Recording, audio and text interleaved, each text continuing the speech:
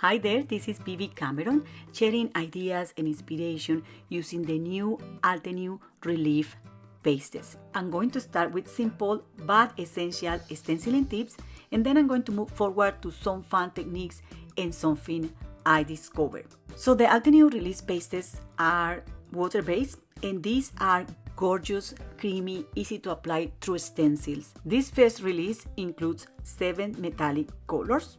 We have here pearl, antique silver, brush pirate, enchanted gold, burnished platinum, rose gold, and smoky quartz. It is very easy to identify the colors through the containers, and the difference is minimal when they are applied on white or black cardstock. So let me show you here close. The top row was applied on white cardstock and the bottom row was applied on black cardstock. If you apply a thin layer of the paste, you will achieve translucent shine and you will be able to see the background piece or the background color. This means that these pastes are semi-translucent, but if you apply a thick layer, they will completely cover any porous surface. So they can be used in paper or cardstock, and also on wood, fabric, canvas, felt, ceramic, and that type of materials. Let's start with very basic stenciling tips. You can apply Altenew Relief Pastes with different tools. I'm using here an Altenew palette knife, and this is the number 6. I'm also using brushed pirate paste, and I'm going to apply this over the stencil as usual. There is no mystery. This is very easy to apply, and you will get a very nice image. This stencil has one layer and it has big gaps, so this is easy peasy. You can allow this to dry for 30 minutes, or you can also use a heat tool in low heat to heat set. If you want to add texture to the paste, you can use a high heat set and it will bubble, and this texture won't get flat and it will remain like this. So if you are looking for a more grungy or rough texture, this is the way to go. Now I'm going to use the excess of paste that I got in my palette knife just to stencil another panel, and I'm going to allow this to air dry for 30 minutes. And this is how it looks after it has dried completely. It's beautiful, and you can use this type of background panels to create simple and easy cards like these 2 samples here. You can use any cardstock or paste color to create endless compositions, and this is the main way that we might use the paste. It's another story when you have to use layering stencils or detail stencils, so here are some tips to work with those. We need to use something that helps us to hold the paper or the stencil in place. Today I'm using a clear sticky mat by Altenew, and I just place the paper over. This is Desert Night cardstock by Altenew. And I'm going to use patterned petals, a stencil with 4 layers. The paste is slow drying, so you have plenty time to work with this without having to rush and worry about the paste drying out. I also keep the aluminum that seals and protect the paste from drying. And when these get damaged, I just use press and seal to keep the moisture in the container. These relief pastes are creamy, but they are also a little bit more in the watery side. So when you apply these through stencils, and especially very detailed stencils, you can have paste smearing underneath the stencil. So I repeat this several times until I realized that I could do a little thing to fix this. So what we are going to do is to grab a palette knife, get some of the paste from the container, and we are going to let it sit there for about 3-5 minutes. So in that time, I clean the back of the stencil, I drank a coffee, and then I come back, and then I apply the paste right in the center of the stencil, and I start spreading it towards the sides, very light-handed, and avoiding at all costs to make any pressure through the little gaps. Remember that you have plenty time to work with the paste. Be gentle, ultra gentle. That's the maximum advice I can give you. And then scrap the excess of paste with your palette knife. You can use another palette knife to keep this paste ready for the next project. And when lifting the stencil, lift it from a corner that is not stuck completely to the mat, so it doesn't move or cause any damage to the stenciled image. Okay, while this dries, you can use the excess of paste in the palette knife to create another stenciled image or to create metallic looking paper. I wanted to add this portion of the video here just to give you an idea to not waste any of your paste. I'm going to be using this paper for a project that I will be sharing later in this video. So stay tuned because this is just starting. When the panel was dry, and this is actually the next day, I used the other stencil in the set to apply the paste directly and without waiting through the stencil. This is because this stencil has bigger gaps, still small but bigger than the previous ones, and I was very aware that I have to be light-handed, very gentle with this paste, not pushing through the holes, and using my other palette knife to air the paste and to reapply whatever paste I have on the palette knife instead of getting new paste. So here I also want to invite you to use very little paste and use what you have in the palette knife before reapplying or using more paste because it's really not needed, and in that way you avoid wasting your materials. So here is the panel. We minimize the paste smearing and we have a very sharp stenciled image. When the panel was completely dry, I used another layer of the stencil in a dark blue ink just to show you that the paste will resist inks. So you can apply the paste after applying the inks, or you can apply the inks, allow to dry, and then apply the paste. And with this very simple sample, I want to show you how you can get contrasting effects between inks and these metallic pastes. The sky's the limit, and you can do this in any color. Here I have another sample using the exact same stencils, and you can see how different these look. This time I didn't pay attention to the paste smearing. I also added 2 different ink colors through stencils, and I also used embossing powders to alter the color of the paste in some areas of the background image. To do this, I used paste or leftovers of paste from making other background panels. So I got some pearl and also rose gold relief pastes, and I'm using those here or mixing them here to complete this stenciled panel. As a result, I got a light shade of the rose gold paste, and I could use this panel as it is, but to show you more ideas, I'm going to use this with embossing powders, and I also made this other panel here using pearl relief paste that is absolutely gorgeous and perhaps the most versatile because allows you to blend with other mediums and change the color and do different things. And if you see here how gorgeous that is, just perfect to add subtle texture to any project you might have. Okay, while the paste is still wet, we are going to apply embossing powders. As I was experimenting, I wanted to use translucent embossing powders. As any medium, the embossing powders provide different finishes. This could be translucent, opaque, matte, or glossy. And some embossing powders provide even texture. By using translucent color embossing powders, I can see the color of the paste, and that adds a really beautiful finish and look and feel to the panels. I also was adding 1 color of embossing powder at the time, and the embossing powder will stick to the paste as if this were any other paste or clear ink. And the difference is that we are going to allow this to dry before heat setting.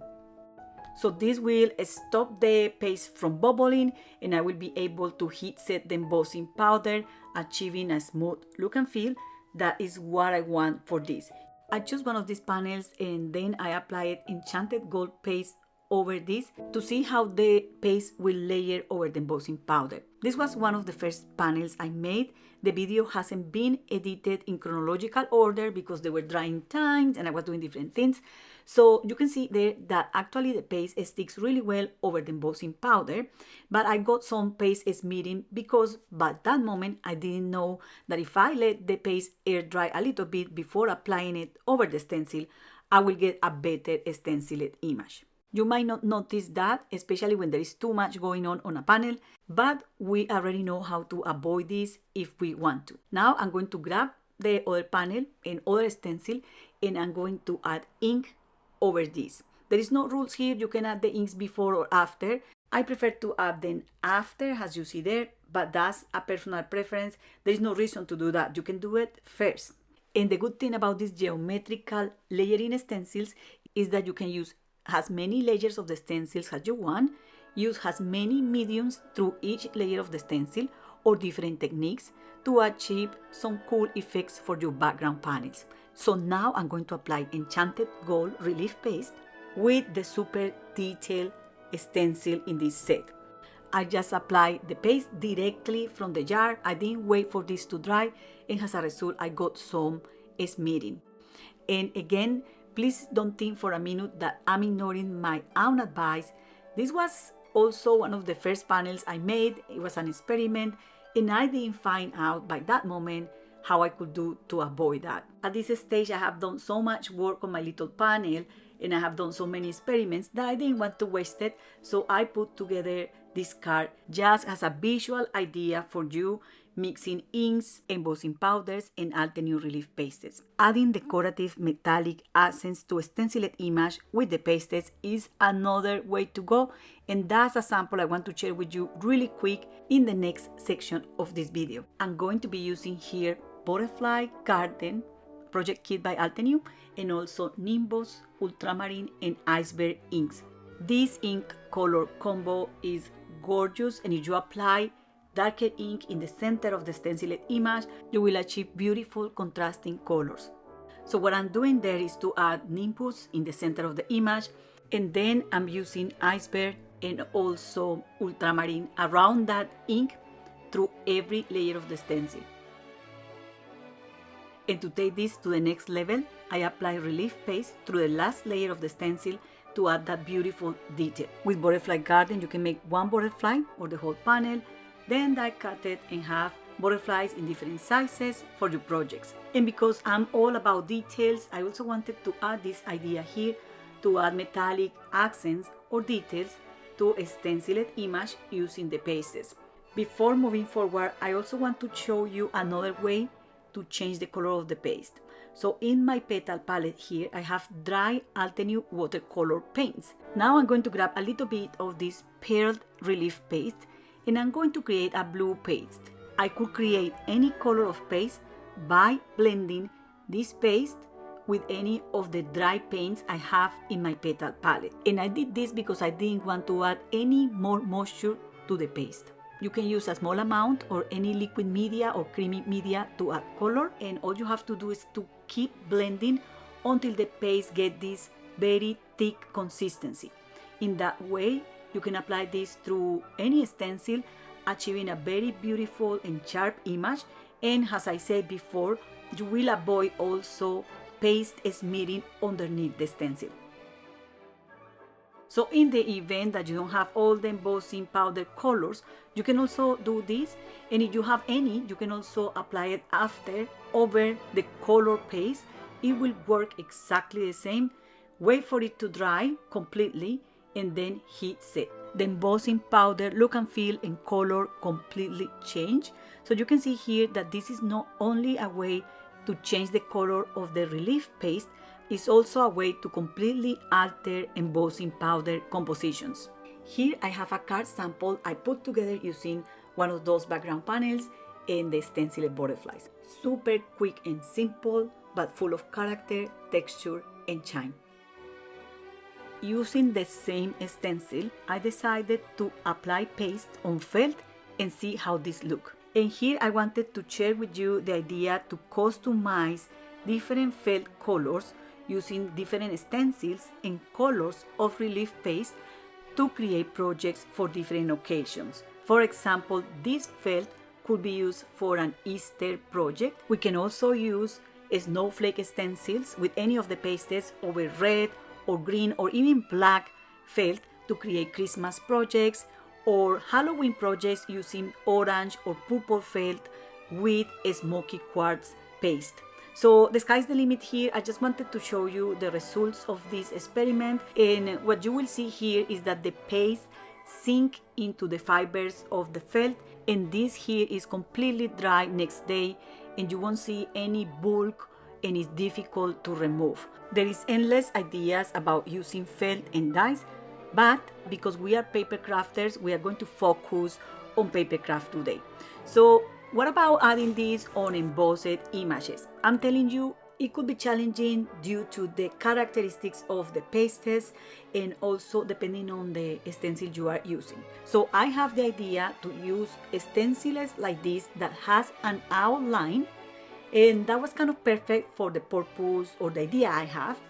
But I kind of ignore the fact that you need 3 layers of this stencil to complete the outline of this image. So there might be some stencils that help better for this idea that actually looks stunning. But I will need to do this 3 times. That means that I will need to spend more time because this needs to dry. And I also will increase the risk of smearing paste behind the stencil or underneath the stencil. So I also made a mistake the next day and I applied this paste that wasn't the same color. And when I was removing the stencil, I accidentally moved it towards one side, dragging that paste underneath the stencil, and I spoiled the image. So that was painful because I already spent maybe 20-30 minutes on this image and now it's useless. So the Lazy Bibi said, okay, let's stencil all the outlines first and then we do the coloring. But then the tape I was using to cover some areas of the stencil stuck to the background panel, and when I was going to lift the stencil, it moved a little bit and I got some smearing. It was minimal, nobody will notice, but then I still have another layer of the stencil to go through. And when I was doing that, I then messed up my panel a little bit more. So this wasn't happening. It was a completely different story if I was using just an outline stencil to transfer just that outline. But I don't have such a stencil in my stash, so I could not do that for today. Having other ideas in mind and failing at every experiment I was doing to achieve them, I decided to grab the packaging of the stencil, that is this cello bag here, and I decided to stencil the images over this and also over acetate. The reason I thought that I could do this is because the paste has like a plastic consistency when it dries, and then I could lift it with a spatula and glue it over my stenciled and color images without risking messing up my panels. So that's how this idea was born, and I'm sharing the whole process here. I also noticed that placing the cello bag over the sticky mat was a terrible idea because it wasn't easy to remove it from the mat and I could risk damaging the image. So what I did next was just placing the cello bag over the work surface, nothing underneath, and nothing to attach the stencil to the cello bag. Then I stenciled a bunch of images, not just this one, but I also used another stencils that are absolutely stunning. But sadly, I didn't film the whole process because the 3 battery packs I have for my camera died on that day, and I really wanted to get all the stencil done and come back next day to see if my idea would work or not. So that night I stenciled different layers of a stenciled image using different paste colors. And this worked. It was easier to remove the dry paste from the cello bags than from the acetate, and the next step was adding all these little layers created in different paste colors over a stenciled and colored image simultaneously without the need to wait for each layer to dry, and eliminating completely the risk of smearing. So using a palette knife, and as you see there, I'm lifting each piece without pushing, bending or stretching the pieces. This is very delicate, and even the heat of your hand could affect the consistency of the pieces, so the less you touch them, the better. So my advice is to leave them there until you need to really add them to your projects. Okay, so what we are going to do is to stencil the image first using inks, and I'm using here Arctic, and at the center of the image I'm applying Nimbus just to achieve that beautiful color degradation. Then I will advise to leave piece by piece from the plastic, the acetate or the cello bag, and glue one by one. They are very flimsy and can get damaged. And secondly, it will also allow you to identify the placement for each piece. This was looking really good, so I went ahead and I used a very soft green ink color to stencil the leaves.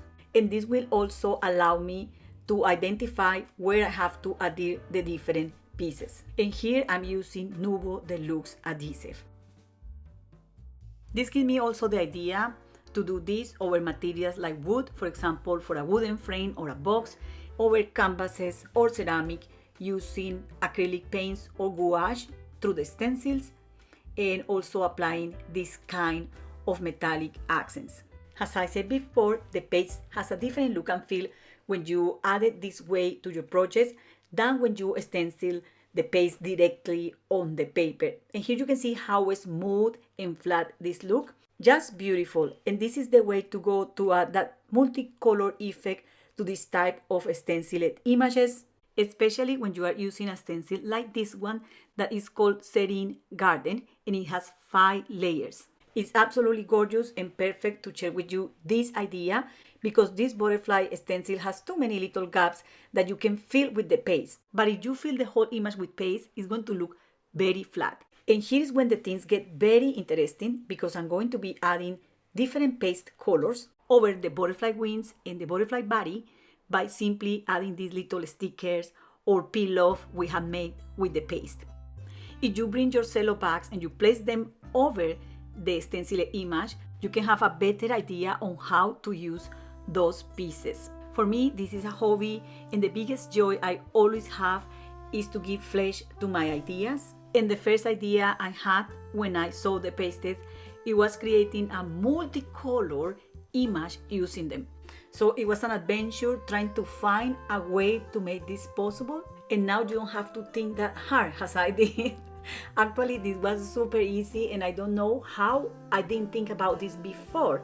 And this is also mistake-free from the very beginning. If you stencil the image on the cello bag and the image doesn't transfer well, you can use the palette knife to lift the paste from the cello bag while this is still wet, and then use another cello bag to repeat the process. And if the paste dries a little bit, there is no problem at all. I have shared across the whole video that when you use paste that has been left to air dry for a little bit, they perform better.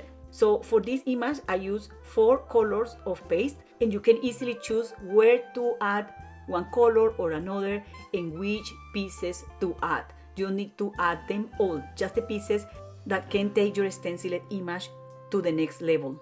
Some of the pieces could be very small, so it's good to have a perfect picker by Altenew to lift some of those pieces. You can also use your fingertips, but having some tools definitely makes our life easier. So there's 3 colors of paste laying there. I'm going to add very tiny little details in rose gold, and this whole process took me about 10-15 minutes. I'm a super slow crafter, and I pay attention to the details. I lose the track of the time, and I get my mind in another place, a happy place. I will compare this with paper piecing, but instead using paper, we are using the little pieces of paste. And there you go. This is the finished project. I'm going to leave it just there. You can go extra miles with the details, but I think that's looking really nice. And now I'm going to use the stencil to stencil the top flower that I missed when I was transferring this image on the cello bag. And I don't know if you can see it there, but when stenciling directly on the paper, the paste look more granulated and with a little bit more of texture. So I went ahead and put together a couple of cards that features the same exact technique. So all the metallic accents you see in these 2 panels were made by stenciling with Altenew Relief Pastes on plastic, and then when they were dry, I transferred those little pieces to those different images. I'm showing you part of the process for a second card here, just to show you that there are different ways to do this. You can actually add little accents. It doesn't have to be the whole image. These are just very basic ideas for you to consider when you are crafting with the paste. So don't limit your creativity to what I'm showing you here. You can create this type of accents for endless compositions with different stencils, and actually I'm going to be sharing more ideas in my blog later on. So I finished these cards also using one of the panels. I stenciled it with little dots and I added small sentiments. I adhered this one here like in a diagonal because I didn't want to cover the beautiful details of the butterfly, and I think I could have done better regarding the sentiment choice, but this was done and it was all an experiment, so I really hope that you like these ideas. To finish, I want to show you something very basic. If you see there, I'm keeping every single piece of the packaging in these containers, and I'm keeping also this aluminum seal that has the mission to keep that paste moisture. If by accident I cut it or damage it, I still leave it, and on top of that I put a piece of press and seal. I wrap it around the container to keep the moisture of the paste. Now I'm also using Altenew palette knife. This is a set of 4 palette knives in different sizes. 2 of them are smaller, so those are good for detailing or to cover small areas, and the 2 largest ones are good for large fillings or to work large areas. So I'm going to use this palette here just because I want to cover the whole page with the paste. It's better to use palette knife and not brushes because the paste has this gluey consistency and it will damage the brushes. You will also have strokes, and the smoother way to apply the paste, as you see there, is with a palette knife. So I'm going to cover different pieces of cardstock with different colors of paste. This is Nina 110 grams cardstock. You can use any cardstock you might like. The only advice is to try to add the paste as smoothly as possible over the paper, and you don't need to use brand new paste. Remember, I was crafting and I was cleaning the knives on pieces of paper like this, so I got a bunch of little pieces that are great for die cutting. The paste is flexible, it doesn't crack when you bend the paper, and you can use it for a variety of die cut compositions, from frames, die cut sentiments, or flowers. I'm going to do some flowers, and for that I'm going to be using this die set by Altenew that is called Plum Blossoms. It was perfect because it has small flowers and they are very easy to put together, so I can show you quickly how this works and demonstrate the process. So we are going to cut this paper. Remember that it has a thick layer of a plastic substance over, so we are going to need to run this through the die cutting machine at least twice to make sure that the cut goes completely through the paper. As expected, the paper is stuck to the dies, so you are going to need a tool to remove the paper from the dies. To be able to make the best of this paper, organize your dies in a way that they are close to each other, and you will be able to get as many die cuts from that sheet as possible. If you have intricate die cuts or very small pieces, I will advise to add a metal shim to the die cutting sandwich to be able to cut the paper with easy. So once you have all the pieces die cut for your project, all you have to do is to use the Perfect Picker by Altenew to push the die cuts out of the dies. And please be extra careful when handling little leaves like this one, because the stems or the branches are very narrow pieces and they can stick to the dies, and you can break them when you remove the die cuts from the dies. So I have no problem to do this here, but I'm very aware of how delicate we have to be when working with paper, and I just want to share that with you here, like very tiny details that will help you to have a better crafting experience. So after I die cut all the pieces, I then assemble these flowers. Some of them has just one layer or two, and I use Nuvo Deluxe adhesive to assemble or to put everything together. Once your floral elements are ready to go, all you have to do is to create small floral compositions with them, like this one here. This took less than 2 minutes. So super simple and quick, and these flowers has a very unique look and feel. You cannot create this by using mirror cardstock, glitter cardstock, or pearlescent cardstock. This is Altenew Relief Paste cardstock. So once you have your flower, you can also add over these different accents like pearls or sequins or anything else, and you can create very simple compositions like these ones here, or you can also go extra mile mixing and matching different supplies. I have other samples here that I made using Japanese Anemone die set by Altenew. These flowers are super large, so I wanted to see how these look in large format flowers and small flowers. I really like petite small flowers, but you can see the shine of this paper, how gorgeous it looks. You can use this for box toppers, scrapbooking pages, albums. The sky's the limit. I really hope that this video get your creative juices flowing. That's always my intention. And well, that's all for today. I hope you enjoyed this video, and if you like this content, do not forget to subscribe or visit my blog for more ideas and inspiration. Thank you very much for watching, and happy crafting. Bye!